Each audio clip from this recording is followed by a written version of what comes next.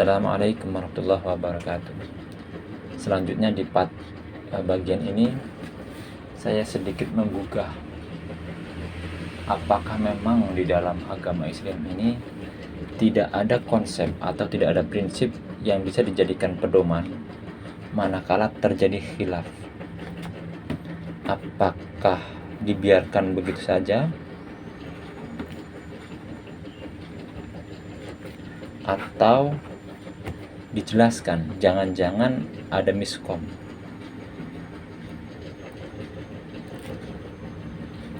Satu bilang hitam, satu bilang putih, di hari yang sama, jam yang sama, detik yang sama.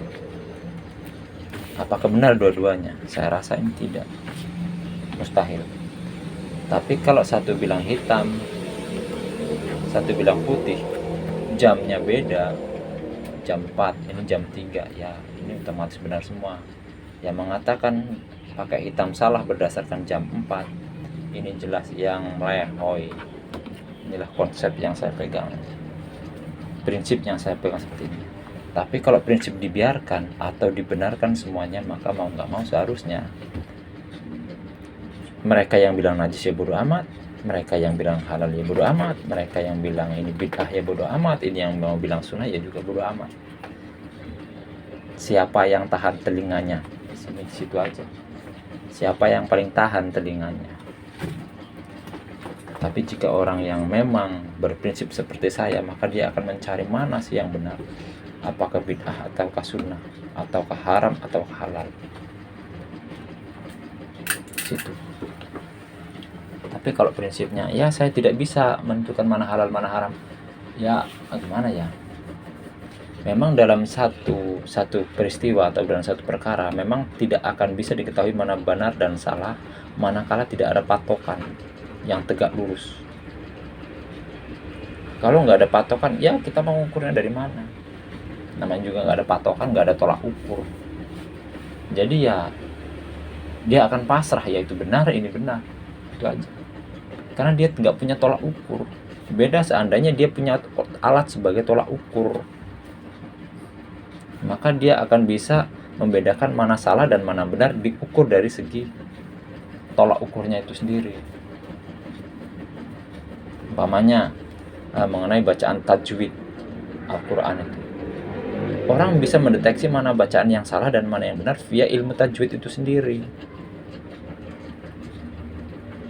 Simpel sebenarnya. Itu ada tolak ukurnya, ada ilmunya. Nah, dalam agama Islam ini, najis mana haram, mana ini, apakah memang tidak ada tolak ukurnya alias nol, sehingga ini benar dalam satu konteks? Apakah seperti itu? Atau jangan-jangan ada yang sengaja merancukan agama ini dengan cara menghilangkan tolak ukurnya itu sendiri. Yang seharusnya agama ini mempunyai standar atau konsep atau prinsip sebagai tolak ukurnya ini menjadi hilang, jong, sehingga ini tidak bisa mengukur mana benar. Ini juga nggak bisa mengukur apakah salah. Ini juga nggak bisa mengukur apakah benar. Apakah agama Islam ini seperti ini? Seandainya agama Islam ini punya tolak ukur, pasti akan ketahuan seperti halnya ilmu membaca Al-Quran. Semua manusia akan terdeteksi bacaan yang salah dan mana bacaan yang benar via ilmu tajwid itu sendiri. Dan juga nausorob. Orang yang mengartikan atau menerjemahkan Al-Quran itu akan bisa terdeteksi melalui ilmu nausorob. Apakah dia menerjemahkannya salah atau benar dari ini. Nah, dalam konteks khilaf, kalau kita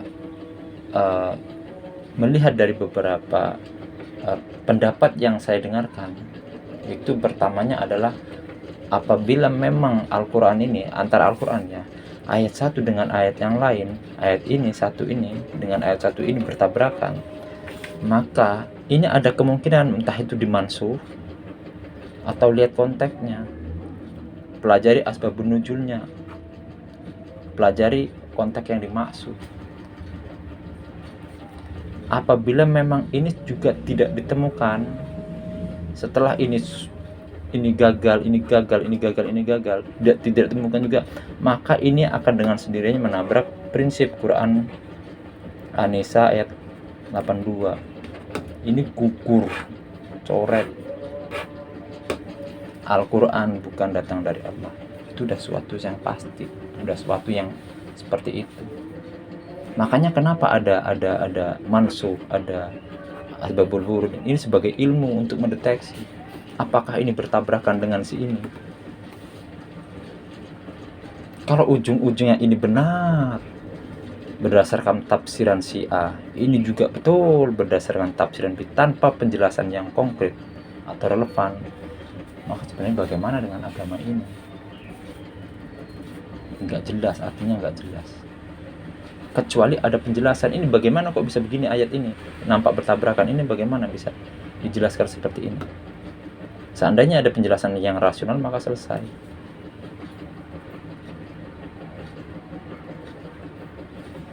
Tapi kalau nggak ada penjelasan yang rasional, ya maka itu asbun namanya, asal jawab aja, asal bunyi, mau rasional mau nggak bodo amat. Dan cukup datangkan prinsip imani, namanya udah imani, ya udah mau rasional mau kagak ya bodo amat. Apakah agama Islam menganut ini?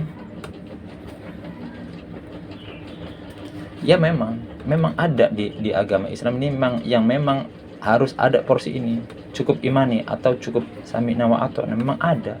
Tapi konteksnya bukan dalam konteks memahami ini, melainkan konteksnya ibadah. Dan aturan-aturan yang telah Allah tetapkan, itu baru konsepnya imani, sami'na wa ata'na.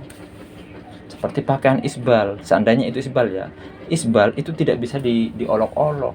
Kalau memang udah aturan seperti itu, apakah iya dengan menjulurkan pakaian kok bisa masuk neraka? Apa hubungannya? Nah ini tidak bisa, karena ini udah aturan Allah, udah aturan yang datang dari sana, tidak bisa diotak-atik. Kalau memang tidak mau karena menganggap aturan ini tidak rasional lalu tidak mau, maka lebih baik jangan di Islam, cari agama yang lain yang sekiranya mempunyai aturan yang sesuai dengan akal dia, aturannya sesuai dengan akal dia, atau lebih pas lagi dia buat agama sendiri. Karena konsep agama ini adalah ketentuan yang datang dari Allah. Datang ini peraturan semua yang Allah yang turunkan untuk ditetapkan oleh manusia. Bukan malah mengatur, oh kenapa harus begini, dalam konteks ibadah atau dalam konteks aturan. Dalam konteks aturan ya imani. Kalaupun memang suruh memanjangkan jenggot, udah panjangkan saja. Kalau memang sekiranya nggak masuk akal, buat agama sendiri, lebih rasional, lebih elegan, begitu. Nah, jadi bisa kita ketahui tempat atau porsi mana yang harus diimani, cukup diimani. Udah azan lagi. Oke lah, saya lanjutkan sedikit. Jadi kita bisa mengetahui mana yang harus menggunakan akal, yakni dalam memahami, dan mana ya kita harus cukup menggunakan iman dalam rangka taat, dalam menjalankan apa yang Allah tetapkan. Jadi ada porsinya masing-masing. Enggak semua harus diimani, ini mau salah benar terus diimani, mau ini salah benar. Kemudian ini yang bagian aturan dari Allah ini mau pakai akal, mau diakal-akal, seperti statement Haji Roma Irama itu yang mengatakan menyelidiki masalah isbal.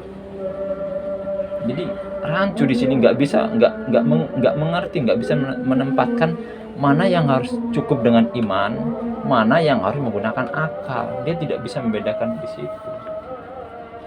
Yang akhirnya jadi rancu. Yang imani saja ditaruhkan di sini, di akhirnya apapun yang dikatakan oleh si A, B, C benar semua, B ya benar, C benar, tanpa dia mengolah, main telan bulat-bulat begitu saja. Dan begitu disuruh pakai akal, ya malah aturan Allah harus difilter dengan akal dia. Ini nggak masuk akal nih isbal doang, nggak masuk akal nih panjangkan jenggot, nggak masuk akal nih sholat 5 waktu, nggak masuk akal nih puasa begini. Ya kacau sudah. Nah, jadi prinsip yang saya pegang dalam menetapkan agama ini, dan alhamdulillah saya sampai sekarang belum menemukan satu yang sifatnya khilaf selama berpegang pada prinsip ini. Satu, ini berdasarkan An-Nisa ayat 82. Jika Al-Quran ini bukan datang dari Allah, niscaya kalian akan mendapatkan banyak pertentangan di dalamnya. Kemudian, setelah kita ketahui konsep ini, prinsip ini, maka satu, apabila perkataan Nabi saja melanggar daripada Al-Quran, perkataan Nabi berseberangan, bertolak belakang dengan Al-Quran, maka ini yang didulukan. Ini nanti. Ini mengambil dari mana saya? Perkataan Sayyidah Aisyah yang mengatakan cukuplah ayat Al-Quran saja kau pegang. Perkataan Nabi, jangan-jangan kau yang salah paham. Kedua, kalau memang di sini tidak bisa, mansuh berlaku. Tapi ilmu mansuh ini bagaimana? Kalau kita tidak bisa mendeteksi atau tidak bisa mengetahui ilmu mansuh, lalu bagaimana kita mau mengatakan ini dimansuh? Sementara ilmunya saja kita nggak punya, kita nggak tahu. Apa kita sekonyong-konyong mengatakan ini dimansuh oleh ayat ini? Dalam perkara Nabi melarang mengenai ziarah kubur, Rasulullah jelas mansuhnya itu, nasih mansuhnya itu jelas. Rasulullah mengatakan, dulu saya larang kalian untuk berziarah kubur. Karena, ada suatu sebab, karena kemungkinan suatu yang dimansuh atau dinasah itu ada karena, ada sebab musabab. Gak mungkin tanpa sebab musabah sekonyong-konyong dimansuh.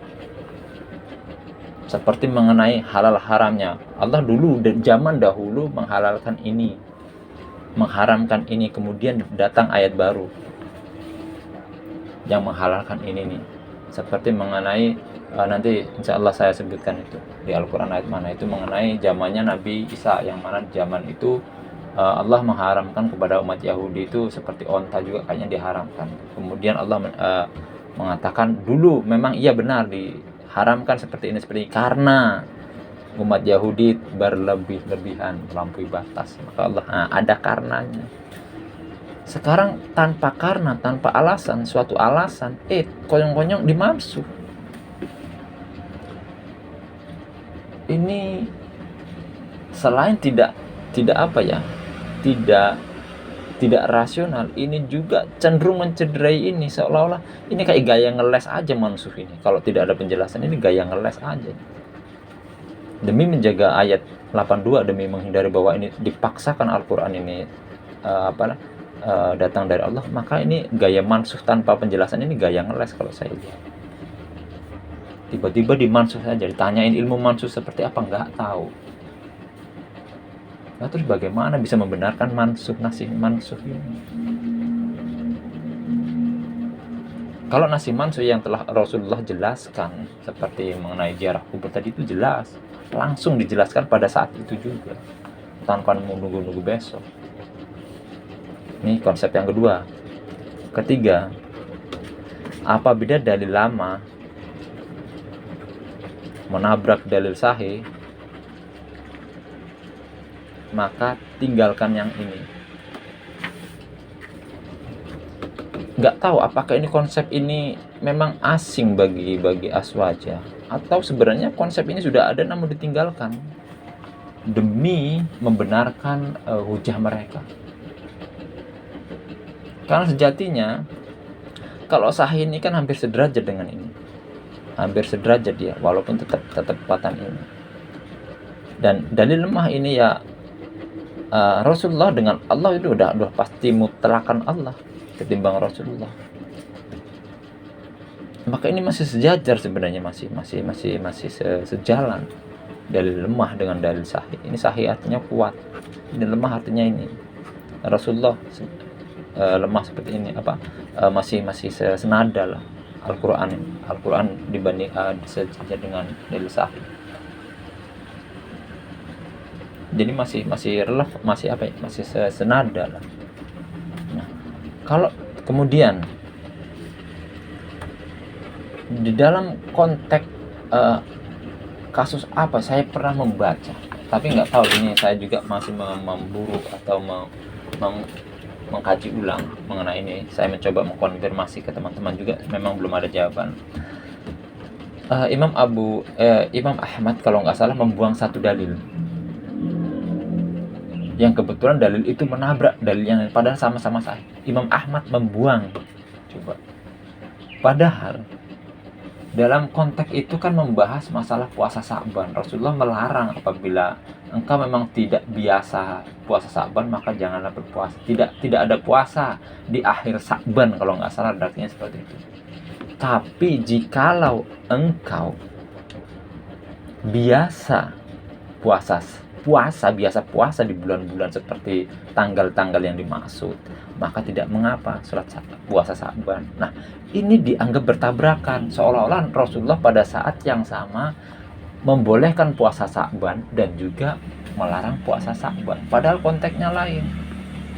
Apabila memang engkau biasa, ya nggak apa-apa puasa Sa'ban di akhir bulan Sa'ban. Tapi jikalau memang di sini engkau nggak pernah, kemudian engkau mensengajakan puasa Sa'ban, inilah yang Rasulullah nggak perbolehkan. Kan udah beda konteks.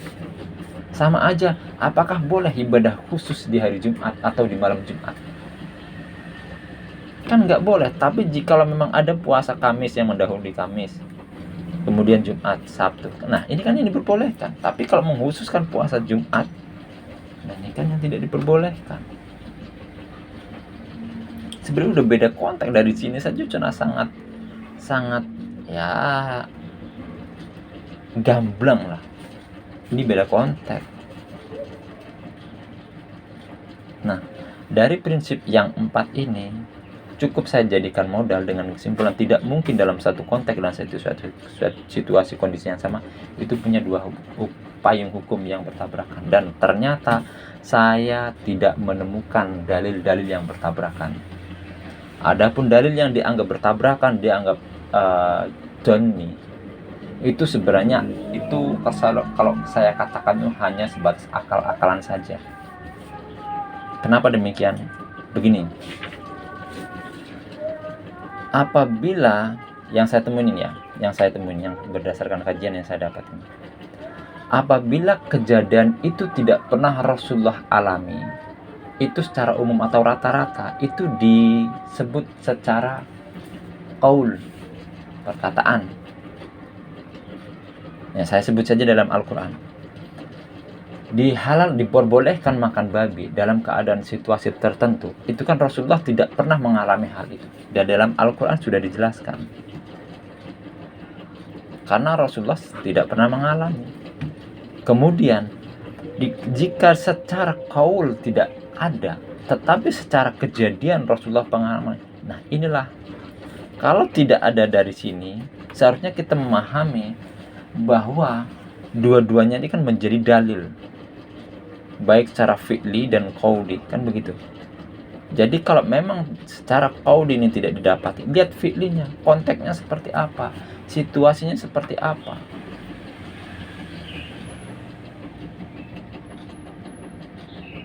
Makanya dalam beberapa kasus yang berupa kejadian itu ada kasus apa ya, lupa lagi saya, dimana di situ secara qaul ya nggak ada, secara omongan tuh nggak ada, tapi secara kejadian ya ada. Nah, dijelaskan dengan kejadian tersebut. Kalau memang tidak ada secara qaul, dijelaskan secara kejadian. Tapi kalau tidak ada secara kejadian, dijelaskan secara qaul. Tapi kalau cara memahaminya, itu nggak jelas itu, begini begono karena perkataan Nabi begini, tapi dalam satu konteks Nabi jual. Nah, karena dalam satu konteks ini konteksnya sama atau tidak, senada atau tidak, itu dulu yang harus dipecahkan. Tetapi jika konteksnya ternyata beda, terus ngapain? Kan ada memahami agama ini, lihat konteksnya. Kenapa ditabrak-tabrakan lagi? Kan ada nuzul itu sebagai mendeteksi konteksnya. Kejadian kala itu seperti apa? Apakah terus lalu dianggap bahwa dalil A ini expire sehingga tidak berlaku? Apakah dalil B ini terus akhirnya nggak berlaku juga bagi si A? Dalil A nggak berlaku bagi si B, dalil B nggak berlaku jadi si A. ini aduh, alergi dengan dalil akhirnya. Dia nggak mau. Seperti yang saya jelaskan di atas, saya tidak memakai dalil A karena konteks saya tidak sesuai dengan yang dimaksud oleh dalil A. Saya berada di dalil B karena konteksnya sesuai. Nanti ketika saya berada di sini, yang mana kejadiannya secara takdir dari Allah, maka saya otomatis memakai dalil ini, berlakulah dalil ini. Itu secara otomatis. Ya secara gampangnya kalau bagi orang yang praktisi hukum, antara pasal menghukum orang korupsi, pornografi, terus kemudian tindak pidana curanmor lah ibaratnya, itu mempunyai pasal masing-masing. Ini porsinya kan harus sesuai. Masa iya porsi curanmor dijadikan dijebak dengan pasal pornografi, kan gimana sih ya? Nah itulah seperti ini, jadi ada koridornya masing-masing gitu. Dan ini sifatnya otomatis. Kalau memang mereka korupsi ya pakai korupsi, pakai pornografi pakai pornografi. Begitu juga si ini. Kalau memang konteksnya seperti ini pakai dalil B. Kalau konteksnya seperti ini pakai dalil A. Lihat konteksnya. Karena kembali lagi, manusia tidak selalu berada pada titik yang sama. Jangankan setiap manusia, antar manusia ya. Saya sendiri kadang begitu, kadang begini, kadang begono ya, kadang begini. Dan keadaan itu tidak bisa diada-ada atau disengaja. Itu tidak bisa. Kalau disengaja, wah sama aja saya bisa saja menghalalkan babi saat ini. Tinggal cukup saya pergi ke hutan, bagaimana cara supaya saya kelaparan, kemudian saya udah bekal babi di situ, udah siap-siap makan babi. Nah itu kan jelas tidak dibenarkan di situ. Diperbolehkan makan babi memang keadaan genting, dan saya juga keadaan genting, tapi keadaan genting yang saya perbuat adalah sesuatu yang saya sengaja. Dan sementara yang dimaksud oleh Al-Quran itu bukan sesuatu yang disengaja, melainkan memang secara takdir, entah saya sesat posisinya atau bagaimana. Nah itu baru diperbolehkan.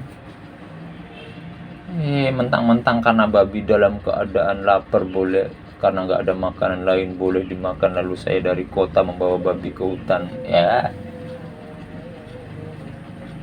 Nah dari sini, dan saya melihat adanya seperti ini, sebuah kesengajaan keadaan ini memang ada, terus terang ada. Bagaimana supaya berlaku dalil A bagi saya, maka saya pindah ke sono. Dah. Bagaimana supaya dalil B ini berlaku? Sebenarnya karena saya pinginnya dalil B, maka dia pindah ke sini. Ada. Contoh mengenai anjing lah. Bagaimana orang Maroko menyikapi anjing? Apakah supaya saya bisa miara anjing, kemudian saya pergi ke Maroko hanya gara-gara saya punya duit? Apakah hal itu bisa dibenarkan? Itu yang di YouTube itu miara anjing kan itu orang-orang. Karena mereka berpedoman bahwa anjing itu tidak najis. Tapi dia lupa miara anjing dikurangi pahalanya 2 kirot, sebesar 2 kirot. Padahal konteks diperbolehkan miara anjing itu kalau emaknya ada keperluan. Memang diperbolehkan, tapi kalau ada keperluan. Kalau nggak ada keperluan, siap-siap dikurangi timbangannya 2 kirot. Jadi ada porsinya masing-masing. Karena secara fungsi ya anjing itu memang buat jaga-jaga. Nah, secara alaminya, secara kalau dibilang secara alaminya anjing itu. Nah, berangkat dari pemahaman saya seperti inilah, maka saya melihat sebenarnya adanya perpecahan atau khilaf itu adalah sesuatu yang benar-benar diada-ada.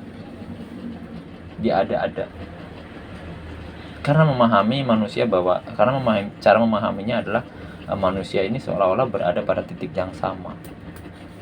Seperti itu. Namun jika memahami dengan cara yang saya fahami seperti ini betul. Banyak pertentangan di dalamnya. Nggak akan ada satupun pertentangan di dalamnya. Kalau seandainya semua dibentur-benturkan, Saya akan tunjukkan bahwa dalam ayat Al-Quran ini banyak sekali pertentangan.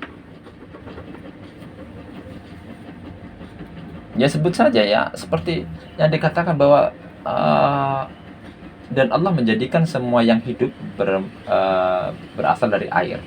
Kemudian dalam satu sisi yang lain, dalam ayat yang lain, Allah mengatakan Allah menciptakan malaikat dari cahaya. Padahal dikatakan semua. Nah, sebenarnya dalam konteks ayat itu bukan semua tapi tidak semua, melainkan semua tapi yang dimaksud. Nah, kertasnya udah kosong. Udah habis lagi kertas. Nah, di sini sajalah. Memang di situ dikatakan bahwa Allah menciptakan yang hidup berasal dari air. Memang iya semua.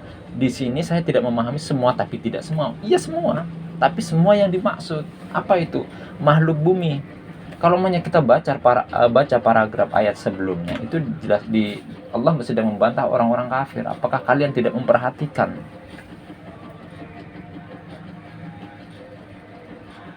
Itu membantah orang kafir, dan Allah menjadikan sesuatu yang hidup. Sesuatu yang hidup tentunya makhluk bumi. Malaikat apakah makhluk bumi? Kan bukan. Tumbuhan, manusia, kemudian hewan. 3 di sini berarti ada 3. Apakah 3 ini bisa dikatakan semua? Jelas bisa. Kalau 1 dikatakan semua, ini nggak mungkin. Nggak mungkin. Tolong ambilkan semua air minum, padahal cuma 1. Nggak mungkin ada orang mengatakan ambil air itu semua. Nggak mungkin. Orang cuma 1 gelas, kecuali di sini ada 2 gelas. Nah baru, tolong ambilkan semua. Nah ini masuk akal. Inilah yang dimaksud. Semua yang ini yang dimaksud. Iya betul semua, tapi cuma ini yang dimaksud. Penduduk bumi yang dimaksud. Apakah malaikat penduduk bumi? Kan bukan, kan tidak. Jadi ya semua, tapi yang dimaksud bukan semua tidak semua. Kalau semua tidak semua gimana? Semua tapi tidak semua. Alah, ini kayak bahasa apaan ini? Belajar bahasa di mana semua tidak semua gitu. Seperti kita sering melihat serba goceng. Orang jual kelontongan kan serba goceng. Ada yang berupa gelas kecil, ada yang berupa teko, ada yang berupa mangkok. Ini semua goceng. Tapi yang dimaksud ya ini, kelompok ini. Ketika kita melihat barang yang kelihatan bagus, sama-sama ada di mobil itu. Nah, tanya dulu apakah ini termasuk yang di sini. Jangan main comot langsung kasih goceng, ditabuk orang yang ada. Saya pernah mengalami serba goceng, semua serba goceng, silakan tinggal pilih serba goceng. Nah, saya tunjuk keranjang di atas. Satu mobil itu, benar-benar satu mobil kelontongan itu orang keliling. Bang, yang ini bang, ambil ini bang. Itu harganya 30 kata dia. Lah, tadi semua goceng ya maksudnya yang ini barang-barang beginian. Tuh, ini karena banyak macamnya ya wajar dibilang semua goceng. Macamnya banyak, tapi yang khusus, nah itu. Jadi rata-rata semua yang sifatnya umum dikatakan semua itu nggak disebut karena apa, banyak, saking banyaknya. Nah kalau yang dikhususkan, yang langsung disebut itu rata-rata langsung disebutkan karena biasanya cuman 1 atau 2 seperti tadi. Dan Allah menciptakan semua yang hidup berasal dari air. Semua ini yang dibilang adalah manusia, hewan, dan tumbuhan. Kan ada 3, banyak artinya. Manusia juga banyak, tumbuhan juga banyak, ini juga banyak. Kalau malaikat memang jenisnya malaikat, dan langsung disebut malaikat jenisnya, dan langsung disebut terbuatnya dari apa.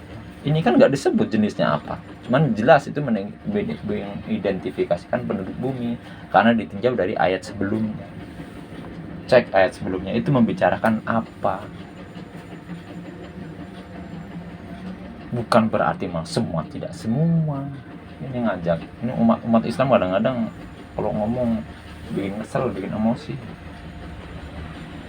Begitulah. Nah, konsep inilah yang saya pegang sehingga saya tidak menemukan satupun yang khilaf kecuali yang ngeyel. Kalau berhadapan dengan orang yang ngeyel udah tahu itu dalil lemah tetap aja dipaksakan dengan alasan lah imam itu juga memakai dalil itu, ya sudah selesai. Karena dia sepertinya sudah terkekang dalam otaknya, itu dalam pemikirannya sudah terkekang. kalau mentang-mentang imam. Tapi pada saat yang ditanya apakah imam itu betul terus, ya enggak juga padahal. Nah bisa jadilah konteks itulah imam itu salah, sehingga kita tidak mengikuti. Dan ketika kita meninggalkan imam itu, apakah kita terlepas dari imam semua imam? Kan enggak, pasti ada salah satunya yang kita ikutin. Kan begitu. Enggak sekonyong, walaupun kita taruhlah dari imam A, B, C, D, kita terlepas dari ini semua. Itu enggak sekonyong-konyong kita lepas total, enggak. Jangan-jangan yang kita ikuti Al-Quran dan Sunnah. Nah, apakah mentang-mentang kita lepas dari ini terus kita berpegang Al-Quran dan Sunnah, apakah salah? Ini justru malah keliru. Yang semula kita berpedoman pada dasar Al-Quran dan Sunnah, ini justru malah kalau kita berpegang kepada ini disalahkan, kalau berpegang kepada ini betul. Harusnya konsepnya bukan Al-Quran dan Sunnah, melainkan konsepnya ulama. Harusnya seperti itu. Konsepnya kan Al-Quran dan Sunnah. Tapi giliran Al-Quran nggak dipegang, As-Sunnah nggak dipegang, berpegang pada ulama dibetulkan. Kalau memegang Al-Quran disalahkan. Lah konsepnya ini, tapi kenapa jadi ini? Jadi muter, seolah-olah muter. Kemudian mereka berkata, kan ulama kan pewaris para nabi. Ya betul, ulama itu betul pewaris nabi, betul. Yang jadi masalah yang Rasulullah wariskan itu apa?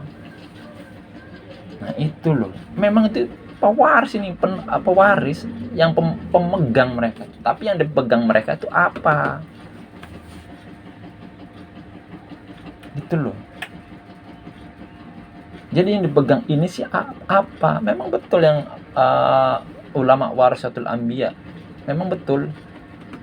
Al-ulama warasatul anbiya. Tapi yang diwariskan oleh Rasulullah itu apa? Cek dalilahnya. Barang siapa yang berpegang teguh pada Al-Quran dan As-Sunnah, maka saya jamin kalian tidak akan tersesat. Nah ini yang diwariskan Al-Quran dan As-Sunnah. Berarti ulama yang membawakan inilah yang harus kita ikuti. Kalau ulama terlepas dari yang dua ini, ya ini monggo entar dulu, singkirkan dulu, entar dulu. Ada nggak ulama yang berpegang pada ini? Kalau ada ulama yang berpegang, inilah yang harus kita pegang. Kalaupun ulama lepas dari semua, kita lihat dulu ada penjelasan nggak yang bisa menjadikan senada. Kalau tidak ada penjelasan senada, lebih baik pegang ini. Ini artinya kita ada usaha sekeras mungkin menggunakan akal kita, memakai otak kita, bukan sekonyong-konyong telan bulat-bulat lalu bermodal pokoknya.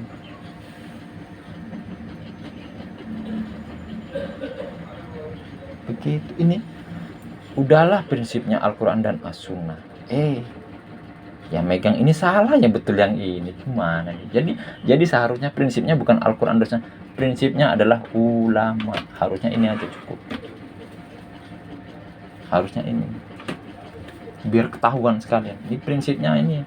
Kemungkinan Asbaji ini prinsipnya ini. Dia ini prinsip Al-Quran dan Sunnah ini sebenarnya hanya kedok belakang, nggak ada sama sekali begitu dimintai keterangan, ia selalu merujuk pada ini tanpa dilihat dulu ininya. Harusnya kan membuat patokan seperti ini. Ini Al-Quran, kemudian ulama. Nah harusnya ini lurus enggak, sejajar enggak. Loh, kalau umumnya ini enggak sejajar, ya mana mungkin nih membuat patokan begini nih. 3 ya, kita membuat Rasulullah, ulama kedua, generasi selanjutnya, sahabat, kemudian tabi'in, tabi'ut tabi'in. Nah ketika ini harus lurus, tegak lurus, maka mau nggak mau ketika melihat ini, kita melihatnya harus seperti ini, nah lurus nggak mereka.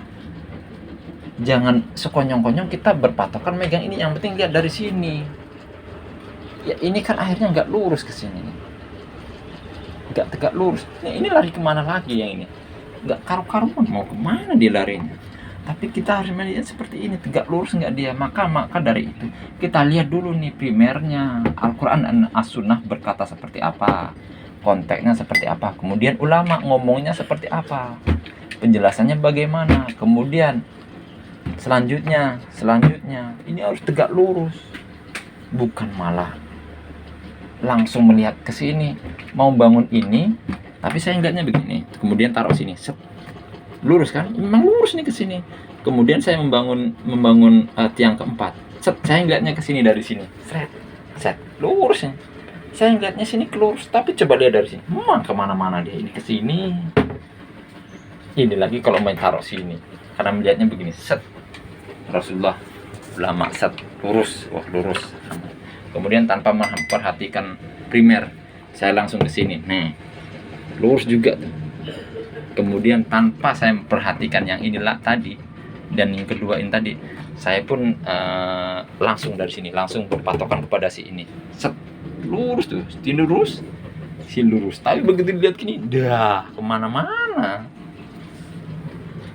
Mau nggak mau, kalau mau membangun sebuah bangunan yang lurus tegak, ini patokan awal ini harus tetap dilihat sebagai tumpuan awal tuh, set, lurus tuh.